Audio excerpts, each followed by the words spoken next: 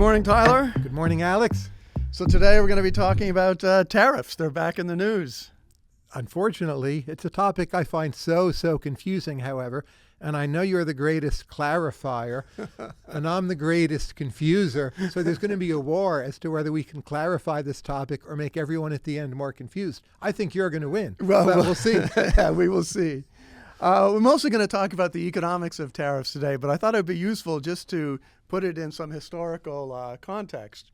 You know, after we had World War I, we had the Great Depression, World War II, and a lot of the world leaders sort of looked around and said, you know, we screwed up. You know, we've been in a big mess for a long time. Let's fix this. And one of the things they did, they said, we got to bring the world closer together.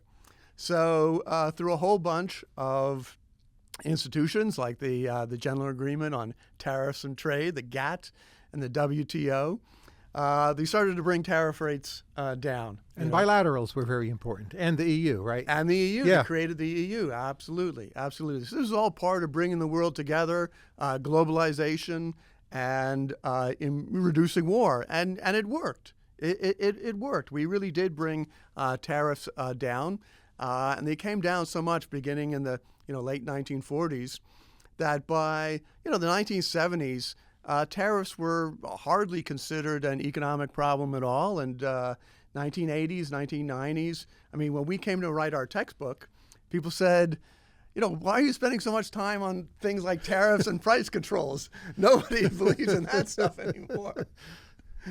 And yet here we are. So in fact, at the beginning of Trump's term, the average sort of effective U.S. tariff rate was 2.4%. And it had been that way for decades, really.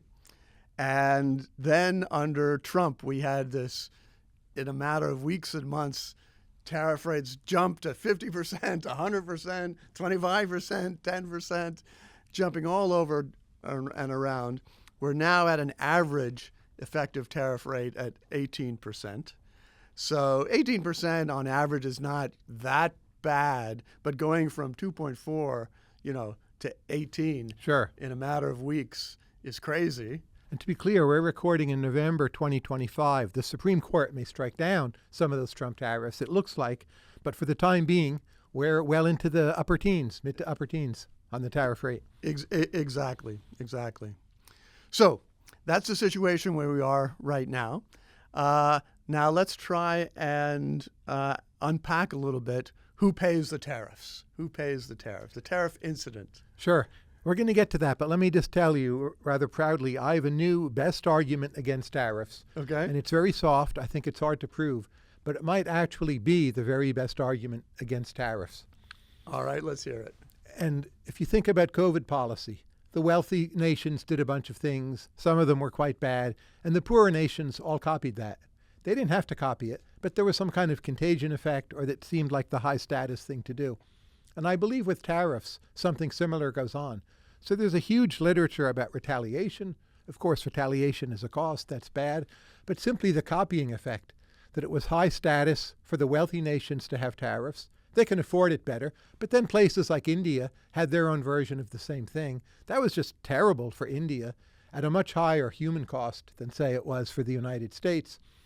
And again, it's hard to trace or prove, but that I think could actually be the best argument against tariffs, simply that poorer countries will copy what the high status nations are doing. Yeah. For a long time, the developed countries, tariffs were considered, passé.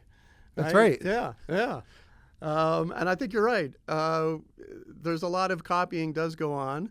And it could be very bad for the world. Yeah. Okay, so incidents. Now let's get to the things I don't understand.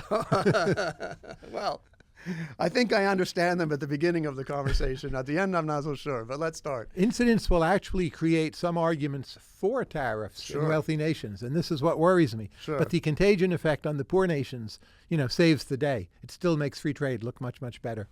So a tariff is a tax, right? Absolutely. And so we can just apply, just to begin with, the Econ 101 rules for what is the incidence of a tax. It's really exactly the same thing.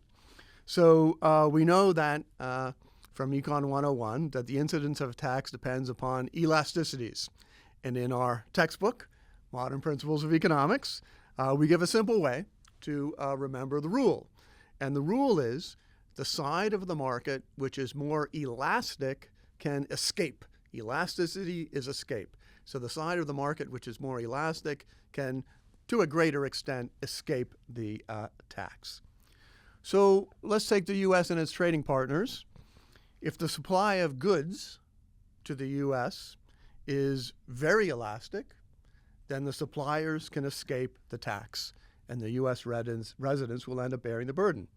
Now, let's fill this in a little bit. What makes a good elastic? What makes the supply curve elastic? Well, the supply curve is going to be elastic if the suppliers have substitutes, if they can sell their goods elsewhere, if they have other buyers that they can sell their goods to, then they won't accept a drop in the price, and the U.S. residents will then have to pay the higher tax. Now, that I think is actually a pretty good description of the U.S. You might think that, oh, the U.S. is, so important, such an important market, but really the United States, it's about, I think, 14% of import demand in the world, maybe even a little bit lower, kind of falling. So there's actually lots of other markets for most other goods. But it's more important than that. It's a market where if you've made it, you spread to many other markets.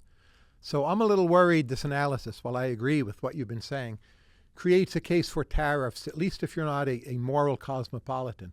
So as you well know, the firms that export, not in every case, but they tend to be large firms, right? Yeah.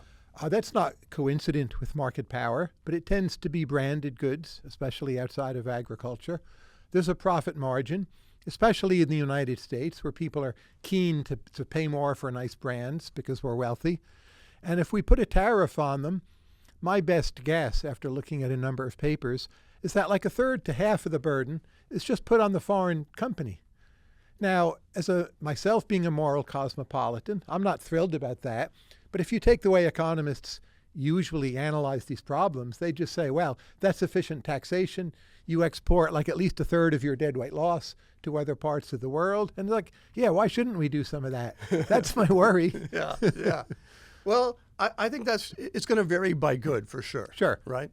There are probably some goods that we can turn the screws and grab up some of the surplus from foreign suppliers. Pharmaceuticals would be an example. Pharmaceuticals is a great example. Produced well above marginal cost. Exactly. Basically, MC is zero. It's near zero at some point. And there, if you put on the tax, you just reap more surplus for your government, and at least your country is going to be better off. Exactly, yeah. I think we could turn the screws on pharmaceuticals. Now, I don't want to be clear, but yeah, exactly. In terms of short-run incidents, we could. Yeah. I mean, the price is so high in the U.S. markets, and you can't get that price anywhere else in the world. So the companies definitely want to sell in the U.S., and we could tax away some of those profits. In the 1980s, there was an import tax literature saying the U.S. could tax oil from Saudi Arabia, low marginal cost. We were a very important buyer. I think most people then accepted that conclusion. Yeah, so it may not be true today because the oil market has changed a lot, and we're the Saudi Arabia, and the Saudis sell much more to China than they used to. But still, at one point at least, it was true. So let me finish on pharmaceuticals. Of course, that is entirely equivalent to just cutting back the patent, right? So if you believe in patents, then you really don't want to tax the pharmaceutical companies. So we're not saying that you should do that. On oil, yeah, I did argue that we ought to have a import tariff on Russian oil. Because what are the Russians going to do, right? I mean, they got to sell the oil. Right. And if we could probably, at that time, we probably could have gotten most of the rest of the world, on board with a tax on Russian oil. I don't know. Trump's been trying on India and China. I'm not sure where it's all at this moment. But it's not obvious that he's going to succeed. Yeah. Well, in that case, and those are pretty big markets. Yeah. China in particular. China would have been the hard case. I think India, we could have turned the screws a little bit. It's hard to turn the screws on India. That's part of their policy attitude, you might say. So, there are some cases there where a cleverly designed tariff could export most of the tax, not most, could export a bunch of the taxes on foreign suppliers. They would have to lower their price, Right. in other words. Yeah. Now, for these unbranded agricultural commodities, that won't work. There's a lot of suppliers. They're sold more or less at marginal cost. There's just things, sent by the shipload to the United States. Maybe we don't grow the thing in our country. That's why we import it. But there's not significant market power, right? Exactly. And I think the econometric, the statistical evidence for most goods is actually that the cost will be borne by the U.S. Resident, either the U.S. importer or the U.S. consumer. There were a bunch of papers on the first round of Trump tariffs. Trump won, and most of those tariffs, washers and dryers and steel, all of those things, the price ended up being passed through mostly to consumers. Not instantly, not right away, but over time, most of that price was passed on. I think that makes sense. This is one of my big worries about the literature, though. So the first Trump tariffs, as far as I can tell, pass-through was close to 100%, which is remarkable, actually. If you look at the literature more generally, average pass-through, as far as I can tell, or maybe median would be a better way of putting it, it's about 50%. So the variance is something like 2x.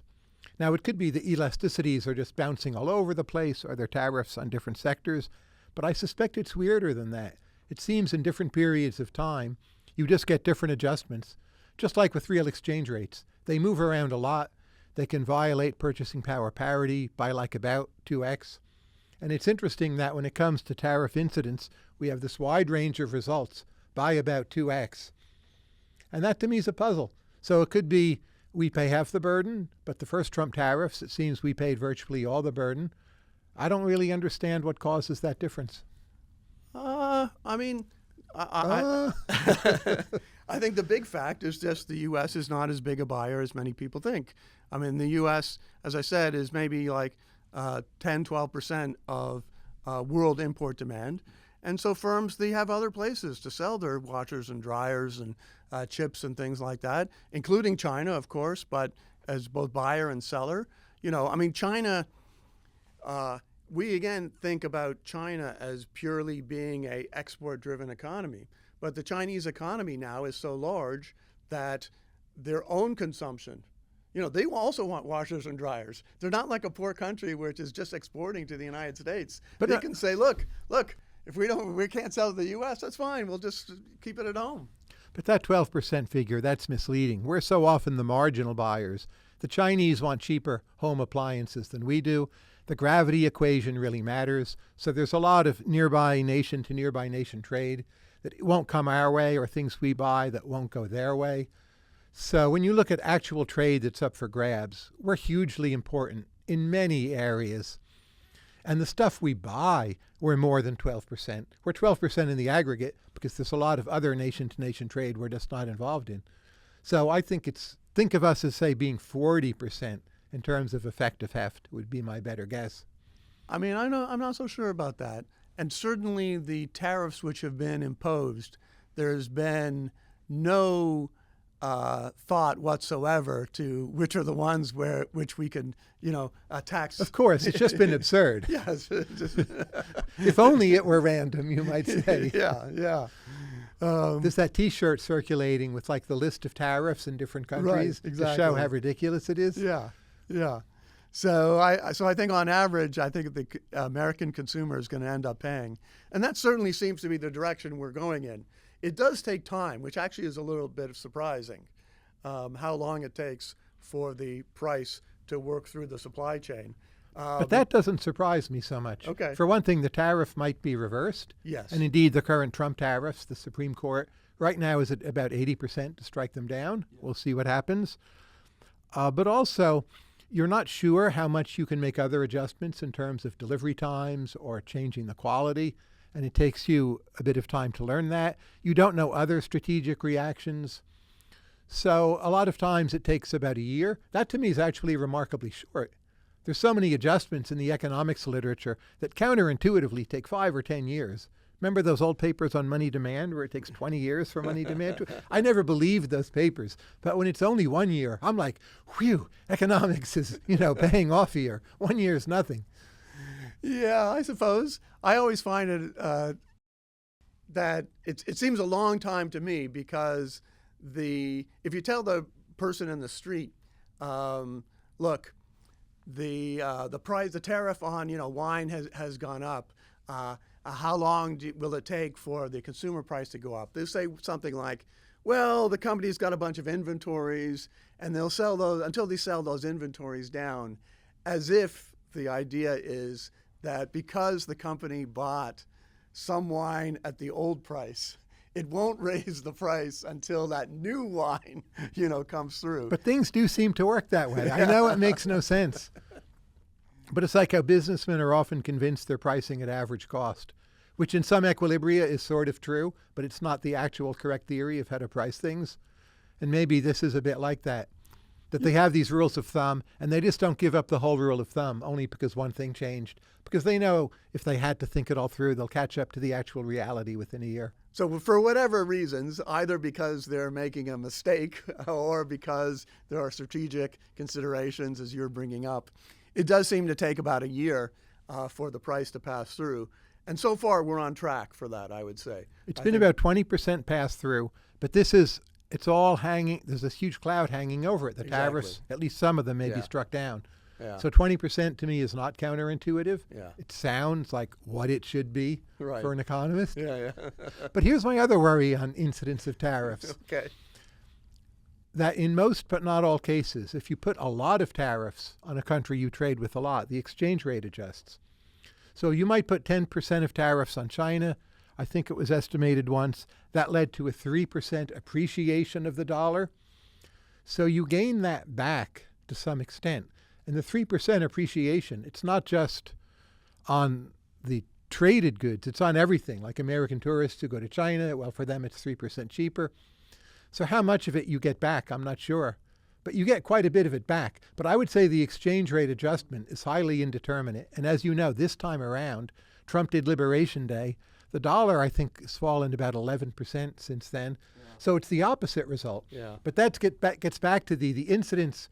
I wouldn't quite say it's indeterminate, but it's driven by things that are not just the elasticities. Because the exchange rate, the real exchange rate, we don't understand. So I get a little worried when you say that with the exchange rate. I love it when you get a little worried. I want to get you a lot worried. We're working on it. With the exchange rate adjustments, we get it back. I don't think that's true. I mean, you have to follow through on the real prices, the real economy, and there's no getting back the tariff. I mean, the tariff is just there has to be an increase in the relative price of imports relative to other goods like exports. Oh, sure. But, going to Sichuan province and having a fine meal, that's now cheaper. And in the aggregate, I'm not sure how much you get back, but you get quite a bit back. No. It's more expensive. No, not right now. It's more expensive. But in general, when the U.S. would put tariffs on China, the value of the dollar would rise. That's the typical classic case. It did not hold true this year, but it's usually what holds true. Well, wait a second. Because we know that that because of Lerner Symmetry, right, that a tax on imports is equivalent to a tax on exports.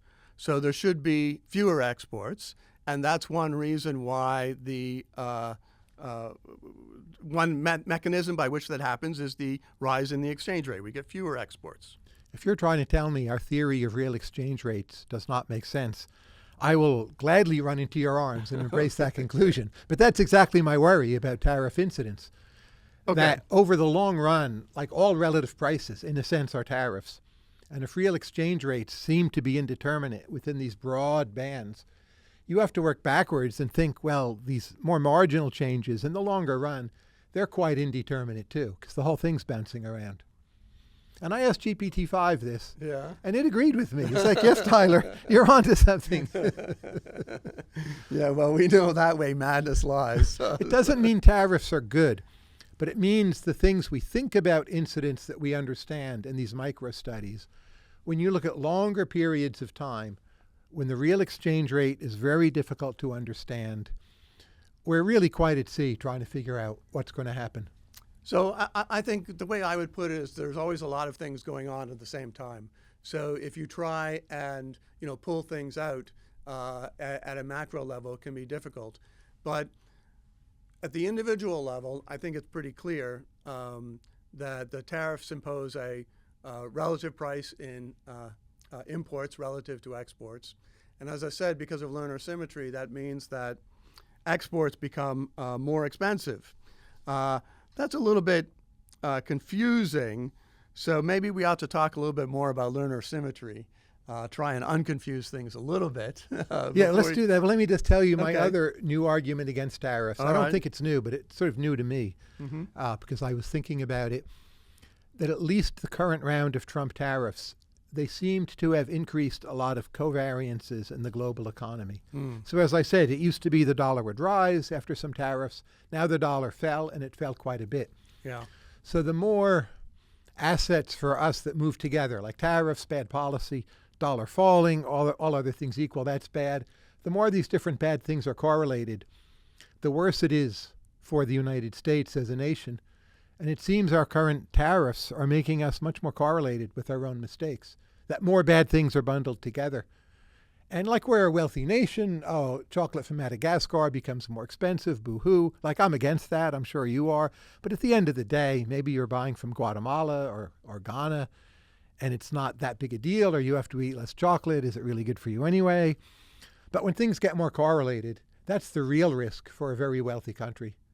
And I just think that's underplayed a bit, and I'm seeing that more and more in current tariffs. But anyway, Lerner Symmetry. Yeah. You don't disagree with my correlation argument, do you? No, I think it's true that all bad things tend to come together. But they're coming together more than they used to. Yeah. You even see it with debt and equity.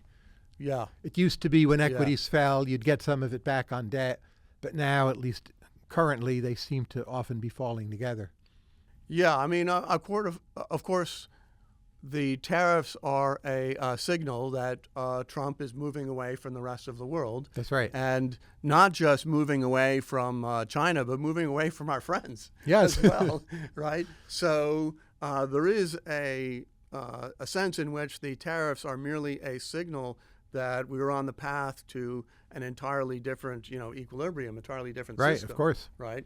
So, and probably a worse one. Yeah. So, all of the bad things are coming together, which does make it hard to parse them out. So Lerner Symmetry. All right, Lerner Symmetry. Yeah, this is puzzling to people because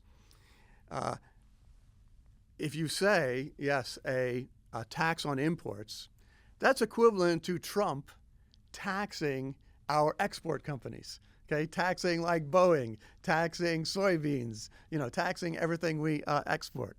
So how do we see that this is in fact true? Well, statistically, you can see it that imports and exports move together. I mean, we spend a lot of time, thinking about the deficit, the trade deficit. But if you look over the long run, what jumps out at you in the data is not the deficit, but the fact that over time, imports go up and exports also go up. Now, here's a way of seeing why that must be the case. How do we pay for our imports? We pay for our imports with exports. So, of course, if we import more, people want something for that. Okay, well, they're sending us goods and services. What do they want for that? Well, they want goods and services in return. So that's why when we import more, we must export more.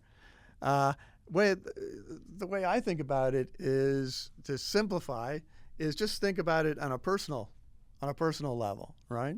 So you consume as an individual goods and services, and you pay for those goods and services by exporting labor, right? Now think about a tax on imports. That's a consumption tax. You're taxing the goods you consume. But notice that a consumption tax is entirely equivalent to a tax on your wages, right? So that's a deep result in public finance, that there's a basic equivalence between taxing consumption and taxing wages. It's two different ways of doing the same thing. But what is true for you as an individual is also true for the country as a whole. That is, a tax on imports is equivalent to a tax on exports. So the Trump tariff, you might think that they're only hurting the people who consume imports, but actually, in the long run, we are making it more difficult to export as well. I'm not going to disagree with that, but there is a complication here, especially when we're talking about China. So as you know, we run systematic trade imbalance with China. I'm not one of these people upset by that, but it does modify Lerner Symmetry. Because think of T-bills as our export. We're selling them something like rule of law services. Yes. Ha. But still, we are. And we just keep on doing that. I mean, does Lerner Symmetry apply to the T-bills which we produce? Like, what's the marginal cost of producing those? Isn't it sort of like a free thing, seigniorage? We just send paper to China and we get goods, and it doesn't completely come back to bite us in the bum in the Lerner Symmetry kind of way? I've never understood this. Well, And this is only true for China, I Yeah. suspect. But I mean, let's again go back to thinking about it as an individual. Yes, I said that if a tax on consumption is equivalent to a tax on wages, that if you consume more, you must labor more, you must export more. But of course, it's also true that as an individual, we could borrow, right? We could even get a gift, from our parents. And if you borrow, then at a particular point in time, yes, it is true you can consume more than you export, right? Because you're borrowing a little bit. But eventually, you got to pay that. You got to pay your debts. I don't then know. you export more over time. So yes, it doesn't have to, your imports and your exports, they don't have to equal at every single moment in time. But if we import more now when we don't export now, we're going to have to export more later. But there's a way in which you could say the T-bills are the export, the trade is balanced now. Here's a way to put the parallel, that if I'm a legal private counterfeiter, you could tax me, I could tax me, I don't care, I just print more money and buy things I need. And maybe it's a bit of that too. Yeah. So I think the T-bill is not the export. You might say, okay, that holding the T-bill, the safety is the export. We're exporting liquidity, exactly. We're exporting some oil, not oil, little oil, but some way of reducing frictions, because a lot of trade is in U.S. dollars, so people like to hold dollars. This is what is called the exorbitant privilege. Right. Okay. We'll see how exorbitant it turns out to be. I'm just saying this Yeah. muddles my intuitions about Lerner Symmetry and many other things, and I'm not sure what's exactly the right model here. I just say that we can't live on exorbitant privilege forever. And we're killing exorbitant privilege, right? We might be, but surely you can imagine an equilibrium where our government is saner and we just keep on exporting T-bills, and trade measured in the narrow sense never has to balance, just like it didn't balance for Australia for a long time, and maybe that's just fine. Now you could say over infinity things change, but that's true about any claim. There's not some transversality condition embedded in the current course of action that means it all has to flip back. I think mostly it has to flip back, but in addition, I would just say, look,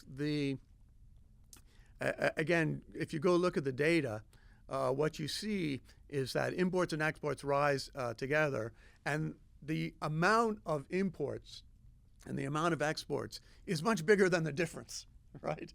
So the deficit, the trade deficit looks large, but it's actually not that large relative to the base of imports and exports. So I think that the big lesson is imports and exports move together. The deficit is a kind of a secondary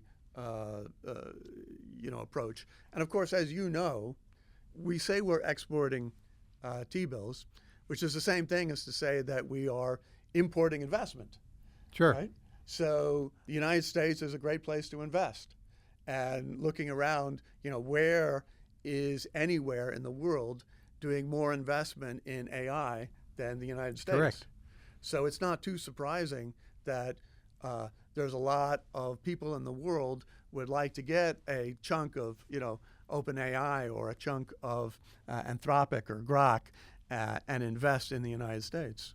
Now, let me tell you another of my worries, and I'm sure you can clarify it quickly, Okay. and all will be clear. So if the, if the United States puts a 10% tariff on goods and services, we're all upset. We know the arguments. We agree about most of it. It's bad, right? Let's say the value of the dollar exogenously depreciates by 10%. And I know that with the word exogenously is doing a lot of work there, but I do think there are semi-random movements in exchange rates. We're like, ho-hum, no big deal. But what's the big difference? Why are we so upset by one and so indifferent to the other? Don't they just both make us poorer? Not by exactly the same, because they're different in other ways, signaling and temporary and permanent and many other ways. But in some first-order sense, why do we treat them so differently? Please explain. Well, one reason, of course, is that the exchange rate means that it is a relative price. And so we are gaining, what we're losing on one end, we're gaining on the other. While a tariff is a net cost, right? A tariff means that, we are making it more expensive to engage in comparative advantage. We are making it more expensive to buy goods at their lowest possible price. I mean, that's a real effect, right? But in the dollar numeraire, we're worse off with the weaker dollar, right? No. Why? No. It's harder for us to buy the wealth of the world, for instance. It's harder for us to buy foreign goods and services. It's easier for other people to buy our goods and sure, services. Sure, but we come out worse off. No, you have to think about the wealth effects here. We hold most American wealth in terms of dollars, and we're way worse off. If you only look at flows, but the wealth effect, my goodness, maybe the dollar depreciation is much worse than a tariff. No. At least with a tariff, the dollar might appreciate. There's no wealth effect. The only wealth effect is literally on holding dollars, which not very many people do. There's not a real dollar-denominated assets. No, They're worth less compared to other countries. No. Yes. No, dollar-denominated assets will simply, the price of those will change. So to some extent. Yeah. I mean, but not that much. The exchange, I admit the exchange rate is confusing, but I think that the exchange rate is a veil, and you got to look beyond the veil towards real changes. So I think I wish it were just a veil. Okay. But real exchange rates seem to shift relative prices. So when exchange rates move, there's imperfect pass-through. On average, it seems to be about 50%. Again, it's not identical to a tariff, but to think in both cases, pass-through is about 50% on average, though sometimes much more. And then if the Trumpers say, like, well, here's a tax, we need some taxes, and half the burden goes on foreigners, again, other than invoking moral cosmopolitanism, I think that argument's just a little underrated, because the Trump people have been so bad on so many other things. But people don't want to grant there's something to that, right? Yeah, I mean, there is something to the idea of being able to tax foreigners. Of course, the foreigners don't like that. Of course. and they turn around and they retaliate. But it's striking, actually, how few retaliations we've seen. There may be retaliations under the surface that we're not seeing. So rather than put a tariff on us, they cooperate less in foreign policy. That's still a retaliation, right? It's sort of invisible in the economic numbers. Sure. But those might be much higher than they look. But still, Canada, China are retaliating. Most countries aren't. The EU mostly is not. We'll see. We'll see. I agree. I mean, China has retaliated very strongly and successfully. I mean, China stopped buying our U.S. soybeans, right? And that put a huge amount of pressure on Trump to take the so-called tariff revenues and then give it to the farmers. It's ridiculous. The craziest policy I've ever heard of. And then China quite successfully turned the screw on the so-called rare earths. Now, I'm not worried about that in the long run, but they have plenty of tools with which to retaliate, and the Europeans do as well. Do we sell our soybeans at above marginal cost? I was wondering this a while back. Brazil has an awful lot of soy, right? Yeah. And they sell a lot of it to China. Brazil's not colluding with us. Presumably there are multiple soy farmers in Brazil as well as here. Maybe that's just, well, the interest group doesn't like it. But do we gain that much from selling soy to China? I think we must but we gain it not in terms of a markup of price above marginal cost, at least on the marginal cost, but we gain it because the U.S. land is so productive that there's a lot of rent, literal rent as well as to the land. Rent. Yeah, which is mostly owned by the farmers. Well, but now the Georgist in you can reemerge and say it's a relatively efficient tax because a lot of it is falling on the American landowners, right? Yes. Yeah, I mean, yes, fair enough. But of course, politically, that's not going to happen. And that's exactly why we saw Trump trying to send all of this tariff revenue, to the soybean farmers. I mean, so we're not going to tax them. But if we could tax land, yes, maybe there's an argument for taxing land, but that's not going to happen. It's an interesting question. How many of these different taxes actually fall on landowners? So a lot of U.S. exports, as you know, they're super high quality services. You mentioned AI. That, of course, will grow as an export. Where exactly AI is produced is a little complicated. It's produced like in the Bay Area. It's produced in server farms, data centers. But those are often on pretty highly valued land. Even Loudoun County now is pretty high rents. And maybe, the Georgist in us, I don't think the land rent could be that high for AI because you do have quite a bit of options for where you put it, right? In the long run, you do. Yes. But right now, it's a bit of a surprise how well AI has gone. Sure. And getting the data center set up in Louisiana looks like it will happen, but it will take some time. Yeah, but I mean, literally, this is amazing, but literally as we speak, Microsoft and Google are planning to put AI in outer space. Yes. So it just sounds insane, but there's plenty of land out in outer space. So I don't think that there's a big land rent coming from AI. To say there's plenty of land up there, that's complicated. I get all these emergent ventures proposals for eliminating congestion in the satellite belt. Yeah. I'm not sure how big a problem it is. I've never studied that area. Right. But it's quite fragile. People worry about collisions. It seems also, I worry about this. You might be increasing correlations. If you put data centers up there, well, for the Chinese to bomb a data center in Loudoun County, they're not going to do that, right? But to take out a data center up there, it feels like less of an act of war. You can't just nuke Beijing because they took out your data center in space. I did not predict that we would be talking about outer space data centers when we began our conversation on tariffs and tariff incidents. But it could be a major vehicle for U.S. exports. AI. No, data centers in outer space. I expect they will be, right? Yeah, the compute. Yeah. I mean, solar power is cheap. You get a lot of compute up there, and then just beam it down to wherever you want in the world. And the solar power is so intense. Yeah. Because it's not being filtered through the atmosphere. 24 hours a day, of course. Yeah, exactly, yeah. So let's try and rein ourselves in a little bit. We began by talking about sort of the price effects and elasticities, but we should also talk about how those price effects are translated into wages and capital rent and Heckescher Olin and Samuelson Stolper. You want to talk a little bit about that, Tyler? Well, let's start with Heckescher Olin and Samuelson Stolper, two theorems in economics, closely related. One thing they tell you, taken together, is that immigration and investments are substitutes for trade.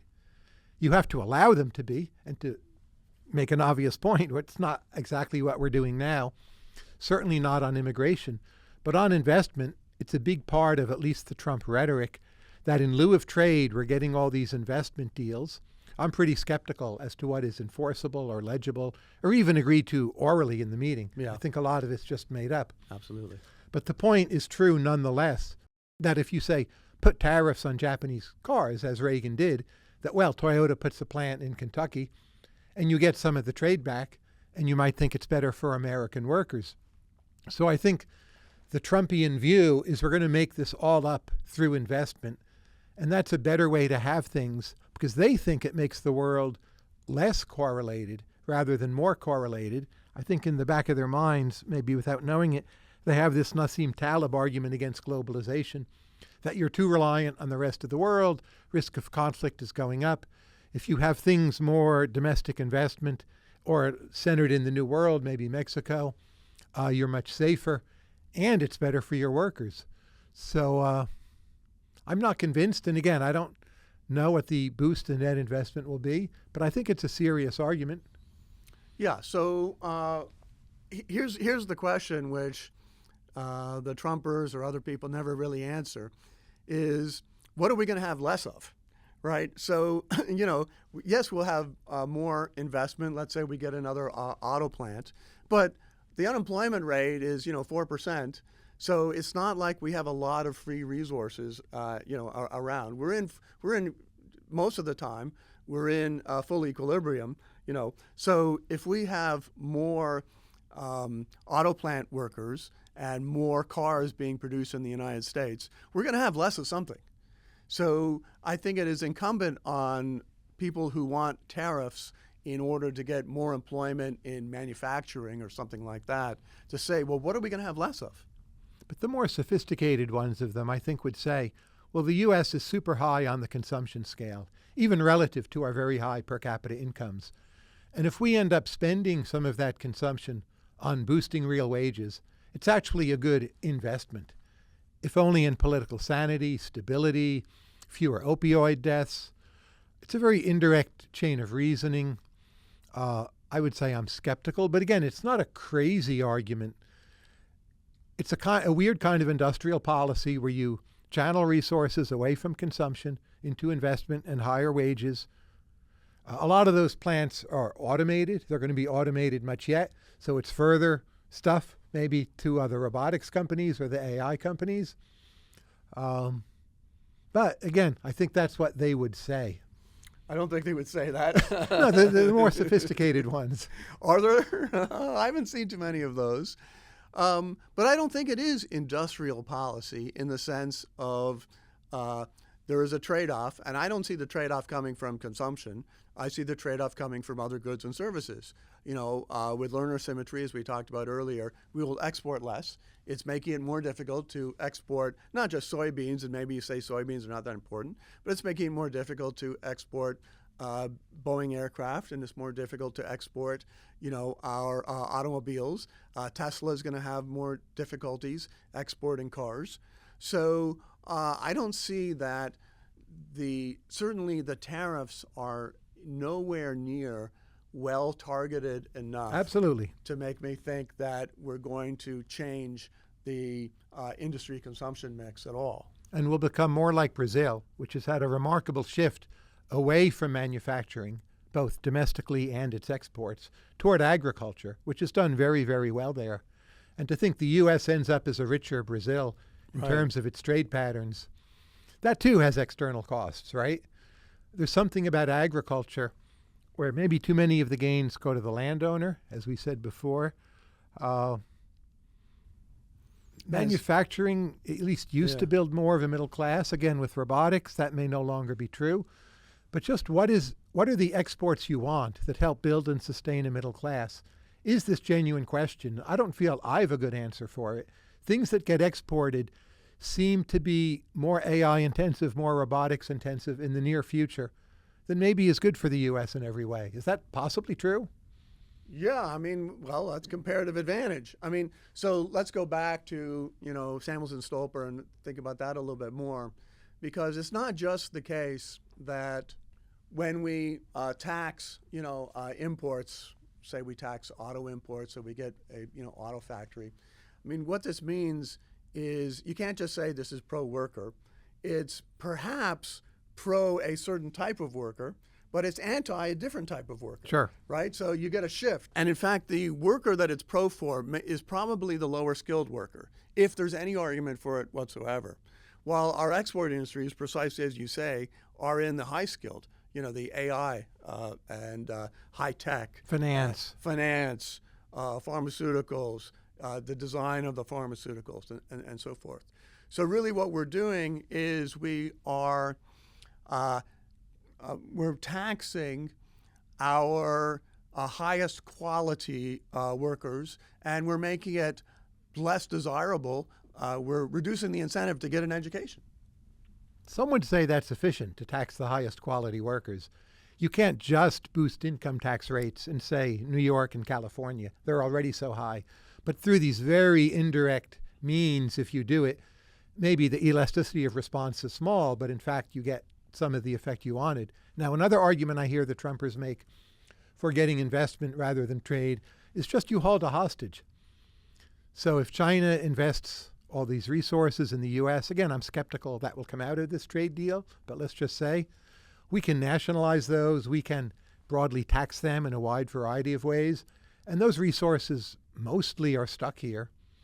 And maybe that's a better place to be, especially with China, is to have more hostages.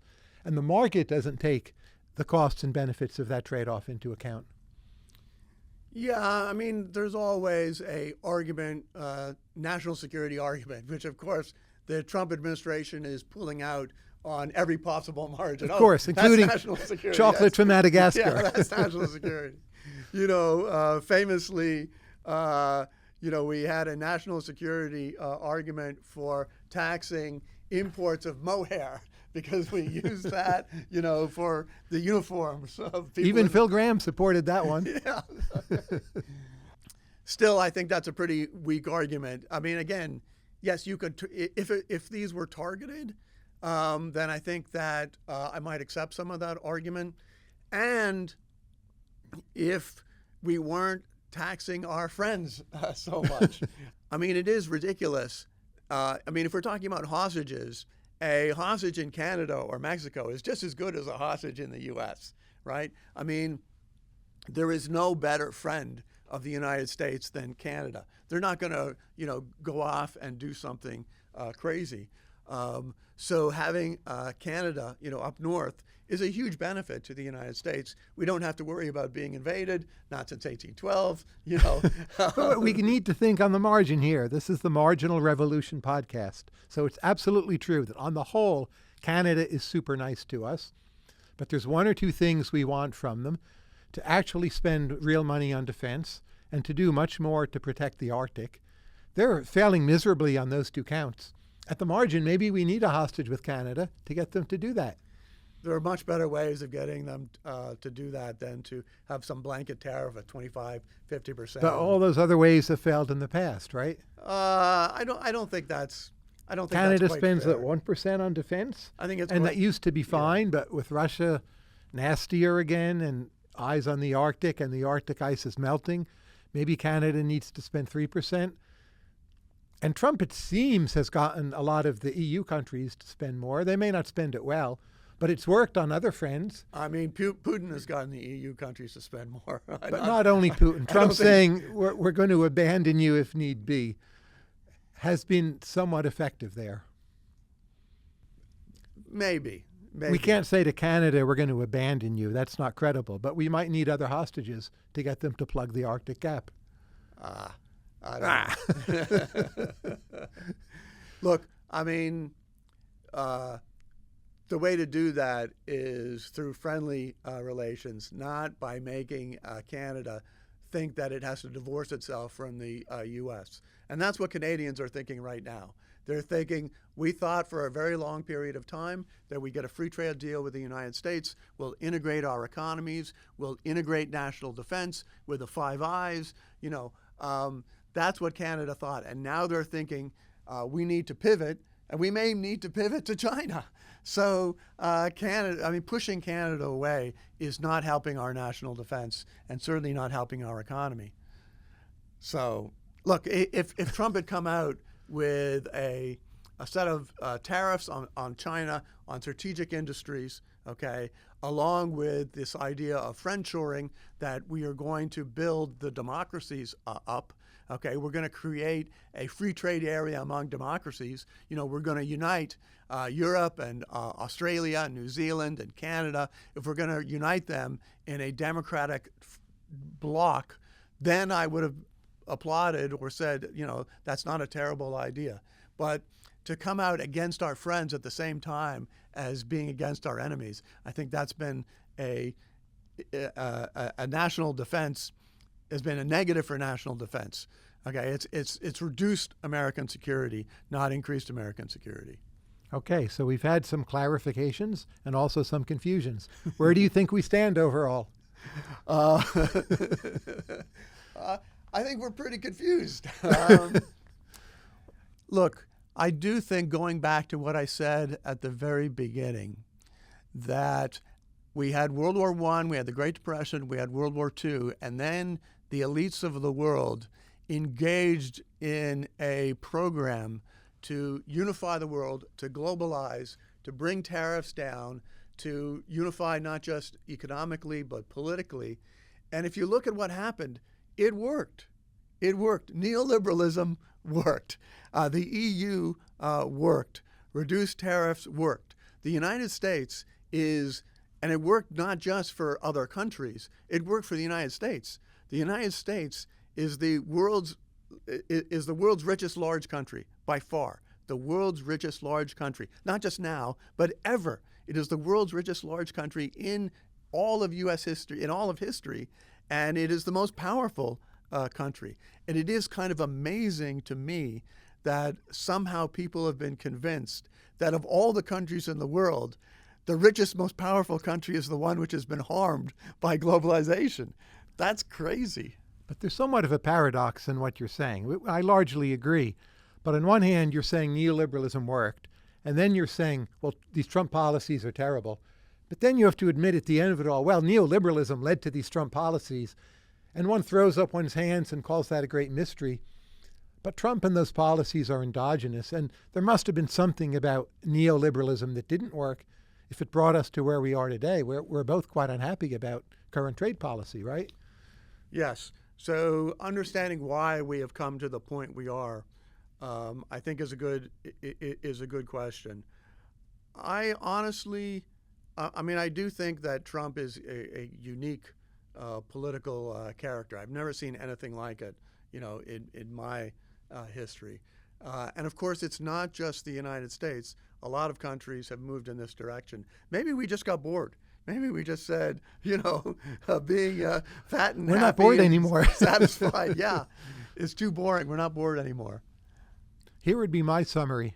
I think there's enough very good arguments against tariffs. I'm still quite happy to be against them. But having had to rethink them so much over the last fraction of a year, I've realized that I understand them much less well than I used to think. Okay.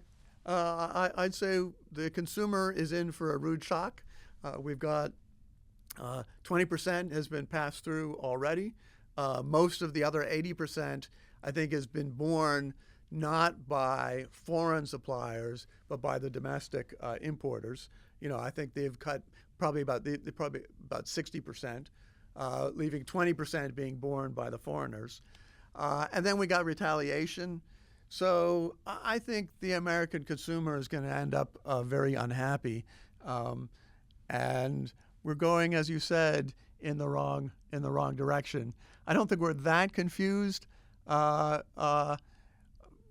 By the time this is all worked out, I think we will be quite unconfused and also quite unhappy about the situation we've muddled ourselves into. And here's for rooting for the Supreme Court to help save the day. Alex, thank you very much. Thank you, Tyler.